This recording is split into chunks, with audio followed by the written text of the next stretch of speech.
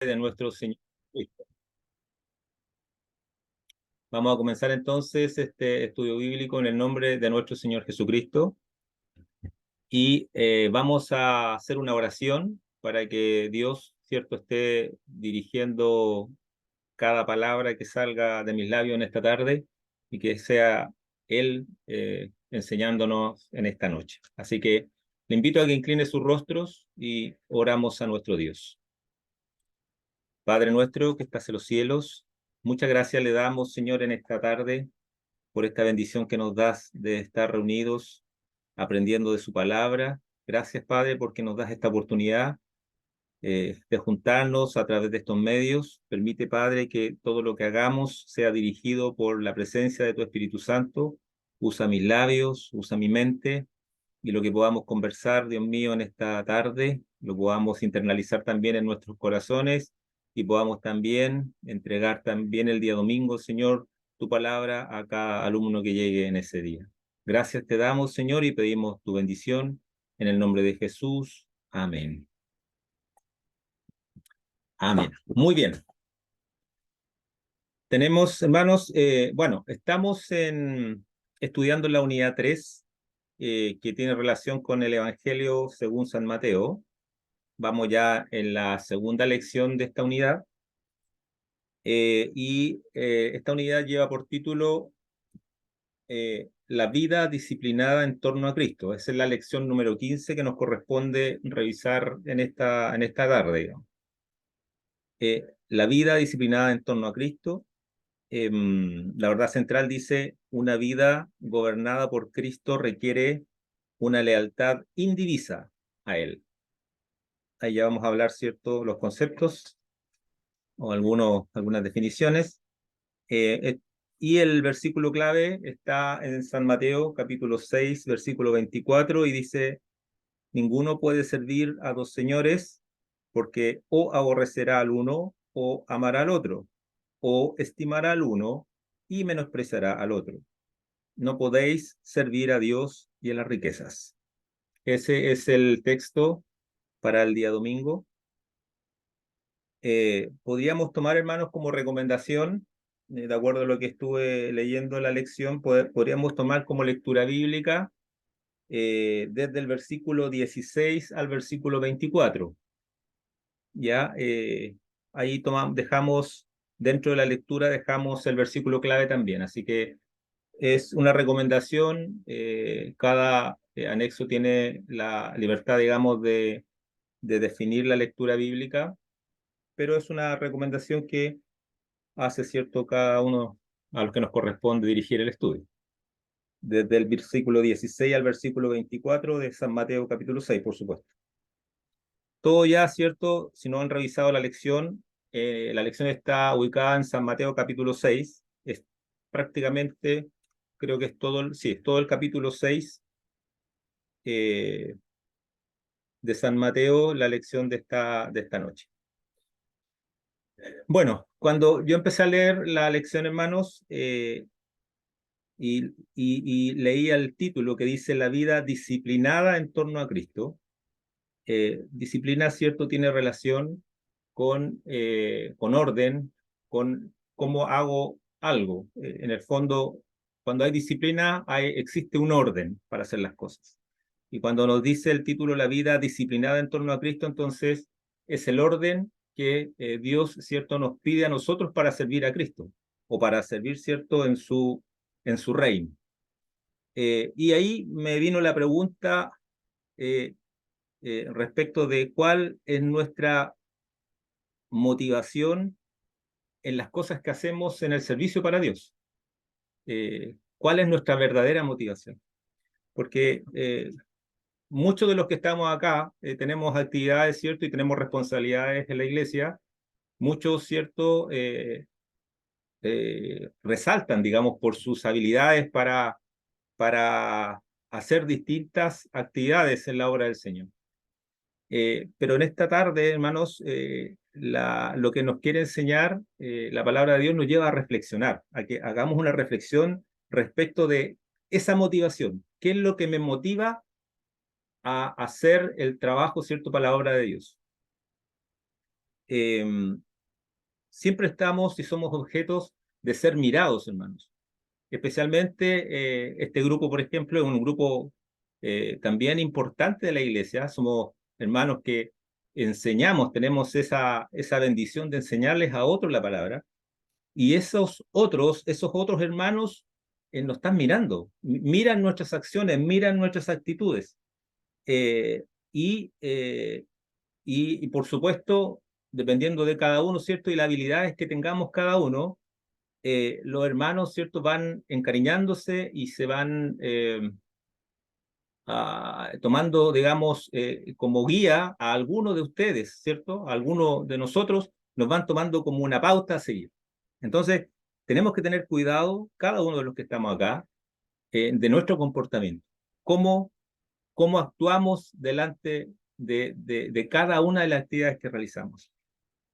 El apóstol Pablo lo decía, somos carta conocida y leída. Así somos nosotros, hermanos. Carta conocida y leída. Esto está en 2 Corintios, capítulo 3, versículo 2. No es un texto que esté en la lección, pero tiene relación con la lección. 2 Corintios, capítulo 3, versículo 2. Somos carta conocida y leída. O sea, cada cosa que usted haga y cada cosa que yo haga, eh, alguien siempre nos está viendo. Y por supuesto, ¿cierto? Va a haber una reacción ante eso que está mirando. Fíjense que, y es lamentable, muchas personas cuando ven nuestras actitudes, cuando ven nuestros comportamientos, cuando ven eh, cómo enfrentamos algunas situaciones, mucha gente prefiere no ser cristiano, prefiere no ser un evangélico, como dirían ellos. ¿Por qué? A causa, ¿cierto?, de nuestros ejemplos, o de nuestros malos ejemplos en ese caso. Entonces, tenemos que tener cuidado, porque el apóstol Pablo, ¿cierto?, lo decía, somos carta leída. O sea, a veces, hermanos, no es necesario ni siquiera predicar en su entorno, por ejemplo, en su barrio donde usted vive, a veces no es necesario que usted salga predicando, ¿cierto?, a los vecinos. Es solamente cómo actúa usted con sus vecinos, cómo actúo yo con mis vecinos, y eso va a ser más que suficiente para mostrar a Cristo, ¿cierto?, a los demás. Bueno, y qué mejor, ¿cierto?, que Jesucristo enseñando sobre esto, el Sermón del Monte. En el Sermón del Monte están, ¿cierto?, todas las enseñanzas que tienen relación y en esta lección de esta noche, específicamente con las motivaciones correctas. ¿Cuáles son nuestras motivaciones correctas? Bueno, la parte primera de la lección, ya sabemos, ¿cierto?, que todas las lecciones están divididas en 3 partes y cada parte está dividida, ¿cierto?, subdividida en 2 subtemas, por decirlo así. Y la primera parte habla del dar, orar y ayunar. Fíjense que cuando uno lee el primer versículo, San Mateo capítulo 6, y uno lee el versículo número 1, dice, guardaos de hacer vuestra justicia delante de los hombres para ser vistos de ellos. Se fija, ahí ya Jesús estaba enseñándoles, ¿cierto?, en ese primer mensaje, o sea, esa primera enseñanza que hizo en el Sermón del Monte, le enseñaba respecto de qué es los cuidados que tenemos que tener nosotros. Ser visto. ¿Hacemos las cosas para ser vistos o hacemos las cosas porque realmente queremos servir a Dios, ¿cierto?, desde nuestro corazón? Esta es una advertencia cuando Jesús hace y dice estas palabras: guardaos de hacer vuestra justicia delante de los hombres para ser visto de ellos. De otra manera dice, no tendréis recompensa de vuestro Padre que está en los cielos. Estoy leyendo el versículo 1, ¿cierto?, de San Mateo capítulo 6. Entonces, lo que vemos ahí es que cuando los hombres, y normalmente se pone como ejemplo a los fariseos, daban dinero, lo anunciaban públicamente, ¿cierto? Cuando oraban, gritaban en la esquina, cuando ayunaban, la palabra usa, la palabra de Dios, ¿cierto? Usa el concepto demudaban sus rostros, o sea, los maquillaban, los arreglaban para verse más afligidos, ¿cierto? Entonces, ¿pero qué es lo que pide Dios? ¿Cuál es la verdadera ofrenda y cuál es la verdadera oración y cuál es el verdadero ayuno que Dios quiere de nosotros y que quiere, ¿cierto?, de quienes van a aprender el domingo esta lección? Cuando ofrendemos, eh, la verdadera ofrenda, ¿cierto? La ofrenda que honra a Dios, no pregunta, no pregunta para a dónde va el destino, no pregunta a quién va a beneficiar, no. La verdadera ofrenda, ¿cierto? Uno la da desde el corazón y con gratitud. La oración, lo primero que hace es incluir a los otros, antes que nosotros mismos. Esa es la oración que honra a Dios. Debe incluir las necesidades de los demás. No dice, ¿cierto?, que no hay que incluir nuestras necesidades, pero a veces somos egoístas y no oramos, ¿cierto?, por el resto. Nos preocupamos solamente de nuestras necesidades e inclusive oramos primero por nuestras necesidades. Vamos a ver también cuál es el orden correcto de la oración. Y el verdadero ayuno, el ayuno que honra a Dios, ¿cuál es? El ayuno, ¿cierto?, que no manipulamos a Dios, ¿cierto?, con cosas, así como lo hacían los fariseos, manipulando a Dios, ¿cierto?, con un falso sacrificio. Tenemos que tener cuidado entonces con eso.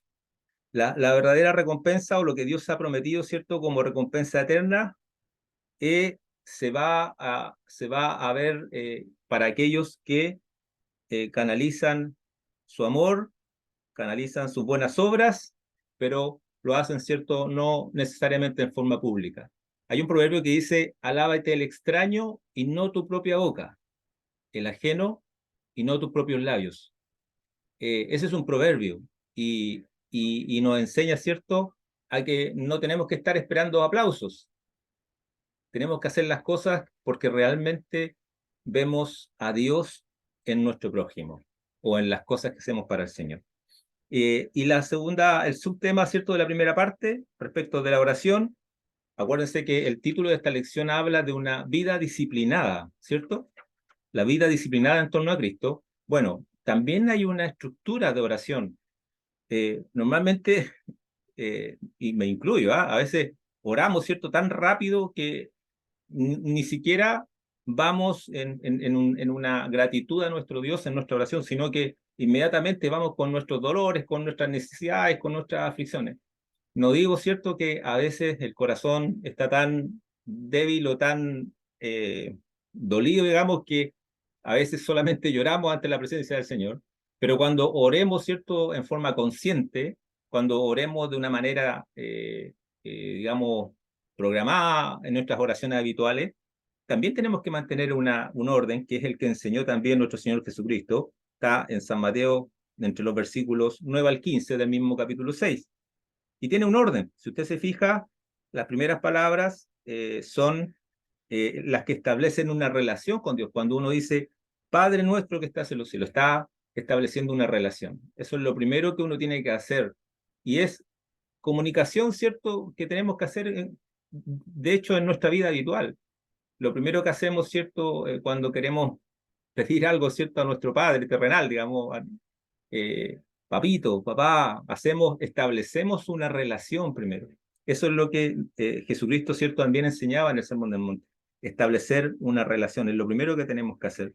Lo segundo, mostrar reverencia a Dios. Cuando decimos, ¿cierto?, santificado sea tu nombre, lo que estamos haciendo es ponernos, ¿cierto?, en el lugar que nos corresponde cuando nos dirigimos a nuestro Dios. Reverencia. Lo tercero que vemos en este orden que enseñó Jesucristo en la oración es que pedimos, ¿cierto?, que el reino de Dios venga, que es algo que normalmente en nuestras oraciones no hacemos, hermano. No hacemos. Yo no sé si usted hace un análisis y empieza a pensar en su oración.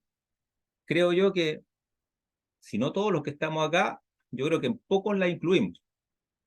Y es algo que no está en nuestra oración normalmente, pedirle a Dios, ¿cierto?, que venga en su reino, que Él venga, ¿cierto?, en su reino. Es algo que en Apocalipsis también se dice que hay que hacer. Uno tiene que pedir que Jesucristo venga por su iglesia.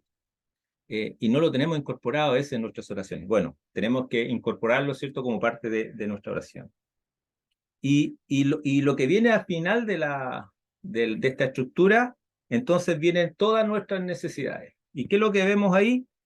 Vemos, ¿cierto?, la provisión, vemos el perdón, vemos el que Dios nos ayude a librarnos de la tentación, sabiendo, ¿cierto?, de que Dios no es el que nos tienta, sino que es Satanás, el diablo, el que nos tienta. Pero en el Padre Nuestro, lo que vemos, ¿cierto?, es que se ora para que Dios nos ayude a no caer en tentación. ¿Ya? Eso igual hay que tenerlo muy claro respecto de lo que es la tentación. Dios, la palabra de Dios dice que Él no tienta a nadie. Eso también lo podemos ver en 1 Corintios, capítulo 10, versículo 13. También, si usted lo quiere también mencionar y lo quiere leer después, 1 Corintios, capítulo 10, versículo 13. Tiene relación, ¿cierto?, con Dios no tienta a nadie, sino que nosotros somos tentados por nuestras propias concupiscencias. O sea, por nuestras debilidades, por nuestros pecados, ¿cierto?, que arrastramos. Bueno, por eso somos tentados y por eso, ¿cierto?, aparece el pecado en nosotros.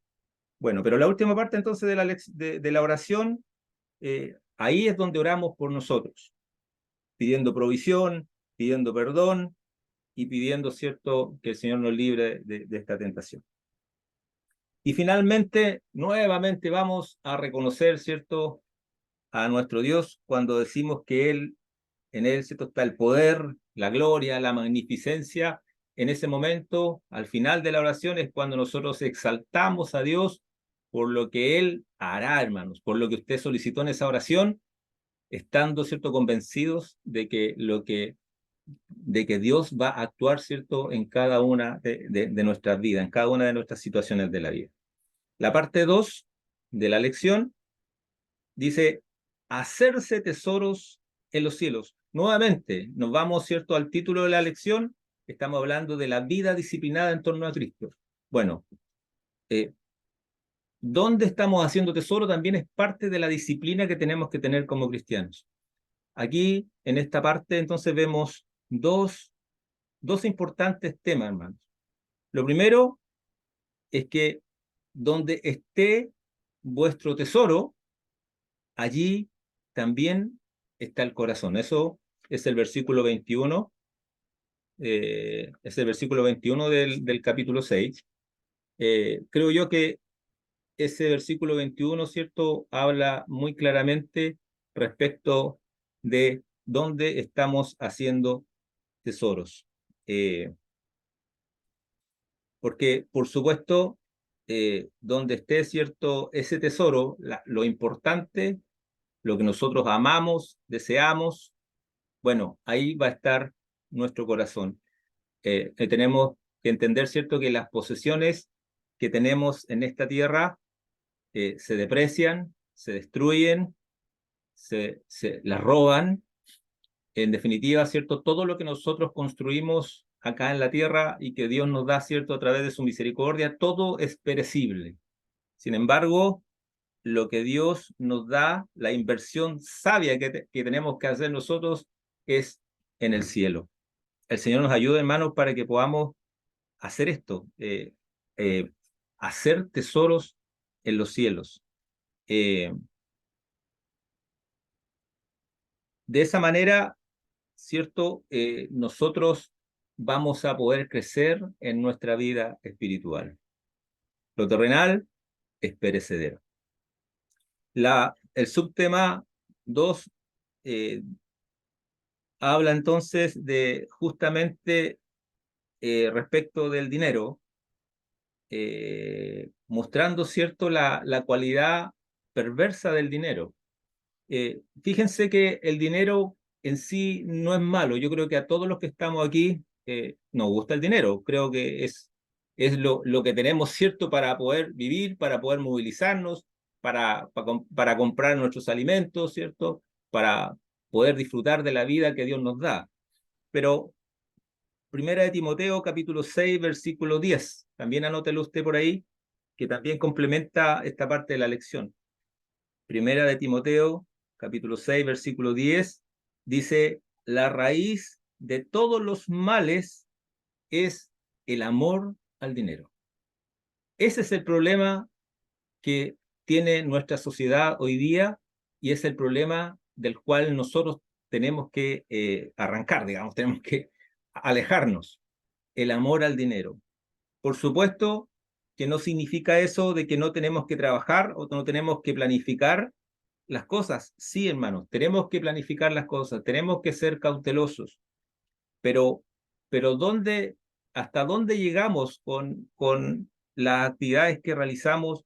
Eh, la pregunta del subtema 2 dice, ¿siervos de Dios o del dinero? ¿Quién es nuestro Señor? Esa es la pregunta.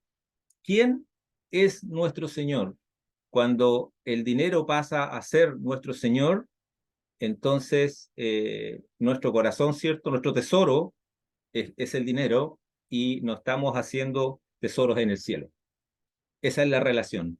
Eh, tenemos tenemos que controlar y evitar, ¿cierto?, de que el dinero se transforme en algo que nos haga daño. Cuando nosotros vemos, hermanos, que lo que estamos haciendo no nos edifica, creo yo que ese es un muy buen indicador para darse cuenta respecto de, en este caso, si estamos sirviendo a Dios o estamos sirviendo, ¿cierto?, a lo que genera el dinero.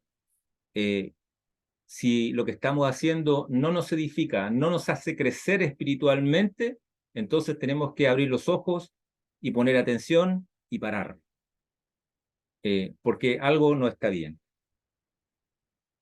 Eh, si basamos, ¿cierto?, nuestras elecciones en lo que podemos pagar, es probable que estemos permitiendo que el dinero, ¿cierto?, nos controle. Eso es una frase que me gustó mucho, la marqué acá en la lección, que es una gran realidad. Si basamos nuestras elecciones en lo que podemos pagar, es probable que estemos permitiendo entonces que el dinero controle, ¿cierto?, cada uno de nuestros actos. Y cuando dejamos que el dinero controle cada uno de nuestros actos, entonces nuestro tesoro está en el dinero, por lo tanto, no estamos haciendo tesoros en el cielo como nos enseña la palabra de nuestro Dios. Hay otro ejemplo respecto también del dinero, Eclesiastés capítulo 5, versículo 10, si usted igual lo quiere leer después. Eclesiastés capítulo 5, versículo 10, Proverbios 23, versículo 4. Estos son todos versículos de apoyo, hermanos, para entender el concepto del dinero en la vida del cristiano. Y la última parte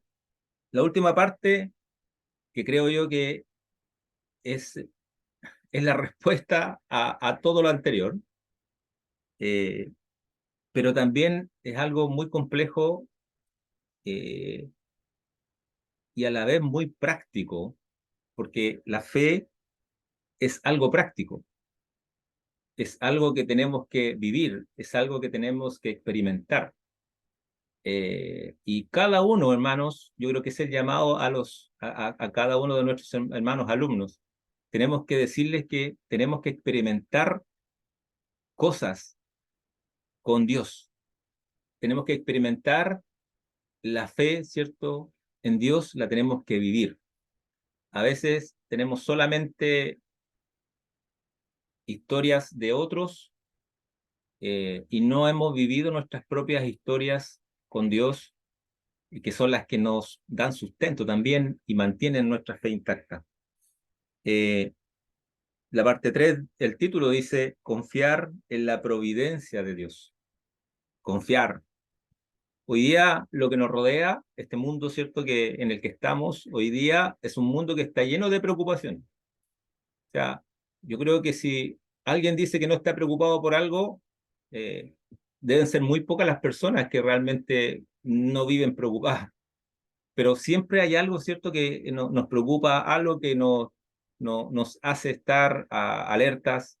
Hay algo, ¿cierto?, que siempre hay algo que nos hace estar en tensión, el trabajo, la vida familiar, no sé, los hijos, el colegio, donde usted esté, siempre hay algo, ¿cierto?, que nos hace estar en tensión, nos preocupa no solamente desde el punto de vista de la provisión, sino de los problemas que hoy día hay, sobre todo en la juventud, ¿cierto? Hoy día vemos adolescentes más difíciles que antes, no sé, al parecer eh, algo cambió, digamos, en la adolescencia, que es más difícil hoy día trabajar y tener hijos, ¿cierto? En esta época de adolescente, digamos, eh, está más difícil, se ve más difícil.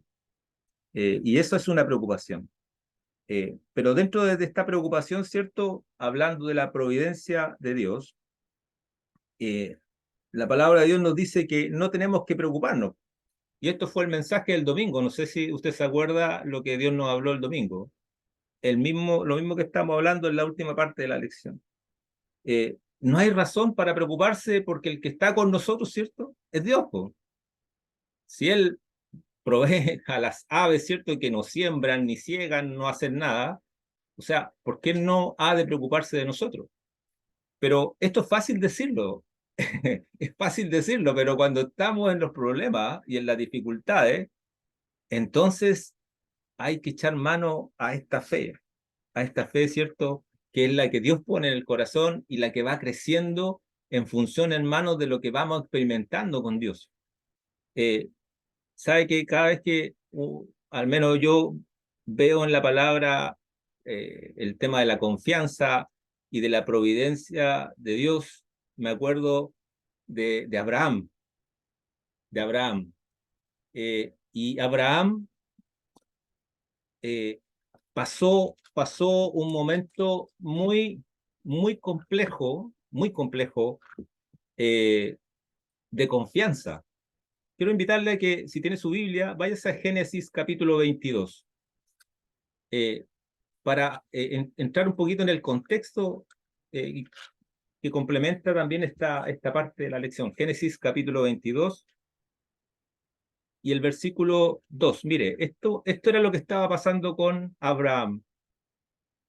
Jehová, cierto, había hablado con Abraham y le dijo, toma ahora tu hijo, acuérdense que era su único hijo, un hijo de la vejez que era promesa para Israel, ¿cierto? ¿Se acuerdan? Era promesa para Israel.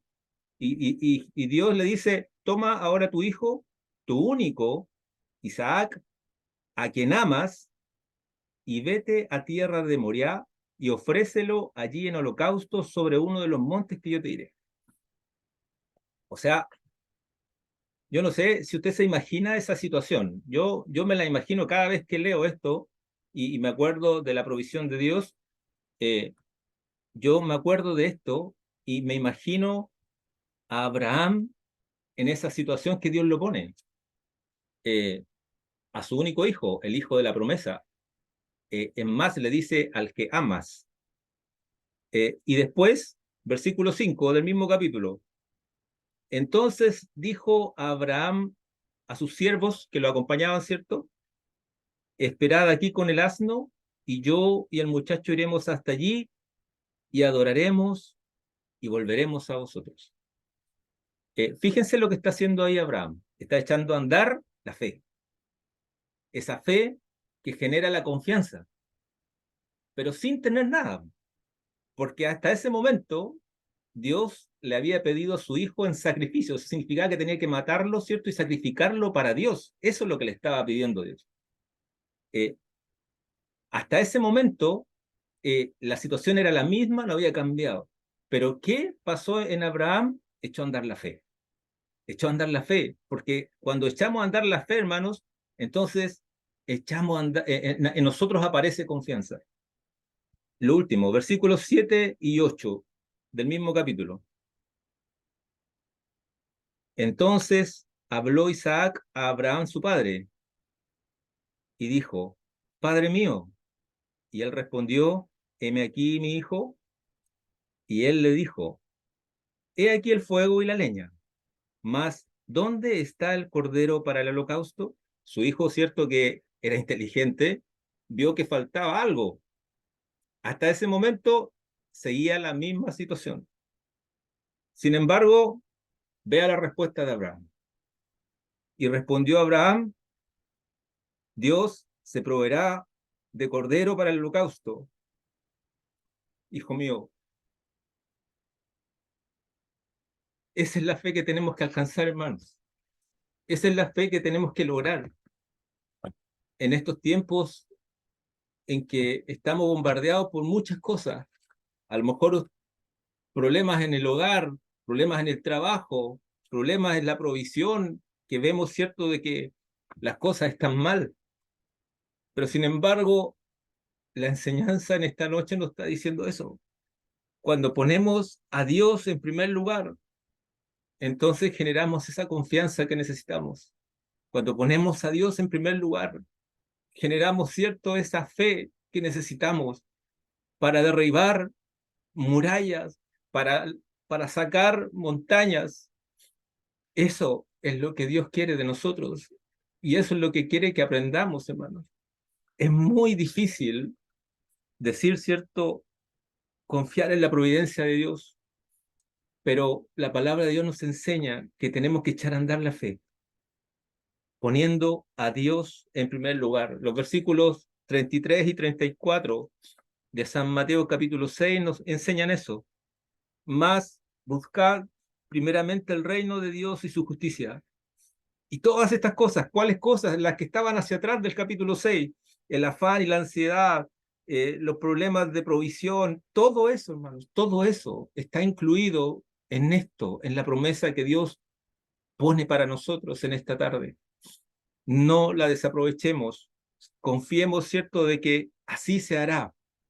Afirmémonos, hermanos, estimados hermanos, pongamos a Dios primero que todas las cosas. Y así las preocupaciones que van a estar, por supuesto, van a ser cubiertas con esta confianza que es generada por la fe. ¿Pero la fe en quién? En nuestro Dios. En nuestro Dios. Él es el que mueve todas las cosas. Él es el que nos ayuda en todo, hermanos. Él es el que nos da la fuerza para poder salir adelante. ¿Qué tenemos que hacer nosotros? Ser fieles a nuestro Dios, ser fieles a nuestro Dios, confiar en Él, hermanos, confiar en Él y servirle a Él con las motivaciones correctas. Eso es lo que tenemos que hacer. El Señor nos ayude en esta noche para poder internalizar, hermanos, esta palabra y para que podamos entregarla también el domingo a nuestros hermanos con, con poder, con potencia, con confianza. No vaya amedrentado usted, hermano, no vaya amedrentado, vaya con toda, como se dice, con toda pachorra, a decir de que Dios realmente responde. Y si usted tiene alguna experiencia, eso va a fortalecer la enseñanza, porque usted tiene una vivencia personal con Dios que le va a permitir hablar, ¿cierto?, de su palabra. Le vamos a dar gracias a nuestro Dios por esta enseñanza y vamos a orar, hermanos, y vamos a dar gracias al Señor. Padre nuestro que estás en los cielos, muchas gracias te damos por tu palabra, Dios mío, porque tu palabra, Señor, reconforta nuestros corazones, nos alienta, nos enseña, Padre. Ayúdanos, Señor, a tomarnos de ella, a afirmarnos de ella con todas nuestras fuerzas. No seamos amedrentados por el enemigo que a veces quiere ponernos trampas, Señor, en nuestras vidas. No permita, Señor, que el enemigo nos ponga trabas, Señor, delante de nosotros. Sí, Señor. Fe, Padre, esa fe que tú quieres que tengamos, Señor, crezca cada día en nosotros. Muchas gracias, Padre, por esta enseñanza. Muchas gracias por cada uno de tus hijos también que ha podido estar en esta tarde. Muchas gracias, Padre, por todo. Amén. Amén. Nuestro pastor entonces con el estudio. Queridos hermanos, les saludo y profundamente conmovido a la palabra que el Señor nos ha dado en esta hora. Si meditamos en ella profundamente, creo que mayormente valoramos lo que Dios puede hacer, pero como decía mi hermano, es difícil. Es difícil cuando no estamos frente a la situación, pero hay un Dios que ayuda y que está presente en la situación y mucho más cuando Él tiene el control de las cosas que Él quiere hacer y enseñarnos.